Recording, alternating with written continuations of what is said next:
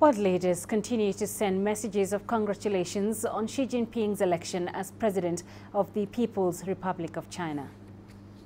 Sri Lankan President Maithripala Sirisena said he was pleased to hear President Xi was elected and believed that bilateral relations with China will expand.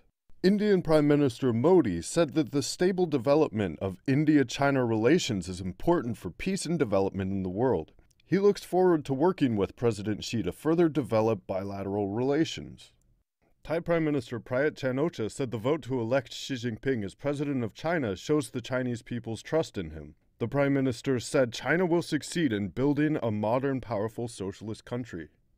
South African President Cyril Ramaphosa said he believed under President Xi, China will become a leading power, and bilateral cooperation and relations will further expand.